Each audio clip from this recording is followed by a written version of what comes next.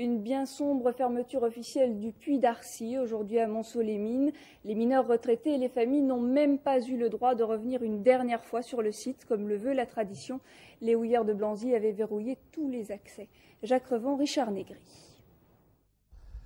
La houillère de Blanzy du bassin Centre-Midi avait programmé la fermeture du puits d'Arcy, dernier puits de mine en Bourgogne, la veille du 1er mai. Une dernière journée étrange, les portails ont été fermés à clé. La direction des houillères n'a pas voulu que les journalistes témoignent de la dernière remontée des mineurs, prétextant la tranquillité de ces mineurs et le fait que les syndicats ne souhaitaient pas, excepté la CFDT, la présence des médias ce jour-là. La direction voulait mettre la responsabilité de la journée porte ouverte sur les organisations syndicales. Or, les organisations syndicales ne peuvent pas prendre la responsabilité d'une porte ouverte. Il y a des problèmes de sécurité qui sont posés.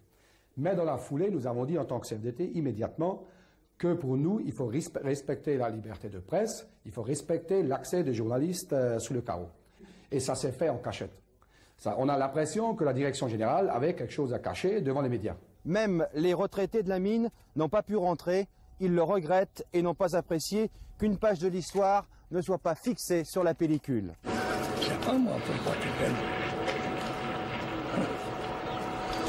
Ils veulent pas, il n'y a pas la liberté ça, à ce moment-là.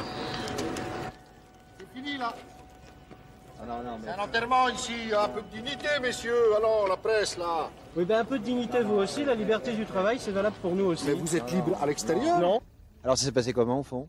Bon, pas trop mal, puisque de toute manière, on n'a pas fait grand-chose, puisque de toute manière, comme on est un peu mis à la porte, alors les gens n'ont pas tellement le cœur à l'ouvrage.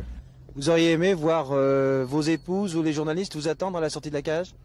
Oui, enfin, moi personnellement, ça ne m'aurait pas du tout gêné qu'il y ait des journalistes qui soient à la remontée de la cage. Hein. Enfin, moi, je ne prends pas position pour la houillère. Au poste de 5 h du matin, ils sont une cinquantaine à être descendus à moins 770 mètres. C'est la première fois dans l'histoire des houillères qu'une dernière remontée se fait dans le silence. La date du 30 avril 1992 marque la fin du fond en Bourgogne, à Montceau-les-Mines, mais une fin du fond dans la tristesse.